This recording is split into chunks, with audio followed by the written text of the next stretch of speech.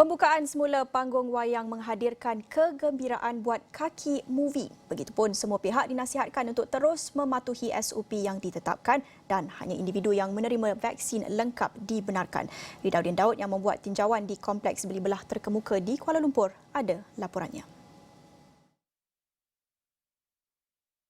Baik, terima kasih rakan setugas. Saya kini berada di salah sebuah panggung wayang di pusat membeli belah yang popular di Kuala Lumpur, di mana kami hari ini meninjau situasi ataupun SOP yang diamalkan di panggung wayang. Dan apa yang saya boleh kongsikan sebenarnya, SOP yang diamalkan atau dipraktikkan di panggung wayang sebenarnya adalah sangat-sangat ketat. Di mana pertamanya anda perlu scan MySejahtera dan kemudian anda beli tiket dan kemudian anda akan mendapatkan makanan dan sebagainya. Ketika anda scan MySejahtera bukan sekali, sebaliknya ada dua kali. Pertama di depan sebelum anda masuk dan kemudian di sini adalah di mana ada kaki tangan yang bertugas menjaga kawasan ini dan kemudian akan cek pula anda punya sijil vaksinasi. Sekiranya 2 dos anda dibenarkan untuk masuk. Kalau 1 dos atau langsung tidak diberikan vaksin, anda akan diminta untuk pulang kerana anda memang tidak akan dibenarkan untuk masuk sama sekali. Jadi apa yang menariknya sebenarnya di sini, kebanyakan atau saya boleh katakan 100% pun sebenarnya pengunjung memang mengikuti SOP yang ditetapkan.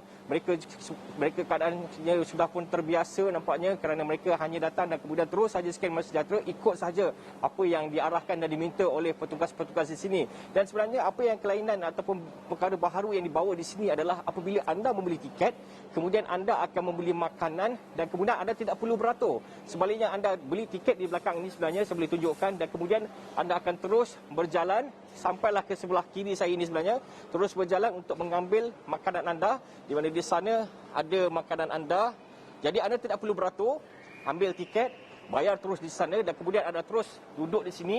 Petugas akan menyediakan apa saja yang anda order di sini dan kemudian akan terus berikan kepada anda. Itu dilakukan adalah untuk mengelakkan ramai orang beratur kerana seperti yang kita tahu sebelum ini, di belakang ini sebenarnya adalah antara tempat tumpuan di mana anda boleh lihat ramai orang beratur untuk mendapatkan popcorn dan pelbagai makanan, minuman dan sebagainya. Jadi melalui cara ini mereka hanya beli di tempat tiket dan kemudian pergi untuk ambil sahaja di sini, tidak perlu beratur panjang. Itu untuk mengelakkan orang ramai berkumpul dan sudah pasti ia memastikan SOP itu dapat dipraktikkan dengan sebaik mungkin. Dan di dalam panggung wayang juga sebenarnya kerusi memang dijarak-jarakkan dan jumlah pengunjung atau penonton juga dilihat sebenarnya agak kurang. Dan hari ini juga sebenarnya sepanjang pemerhatian saya kira-kira 2 jam di sini, nampaknya masih lagi tidak begitu ramai. Mungkin ada lagi yang masih lagi tidak begitu berani untuk keluar untuk menonton wayang.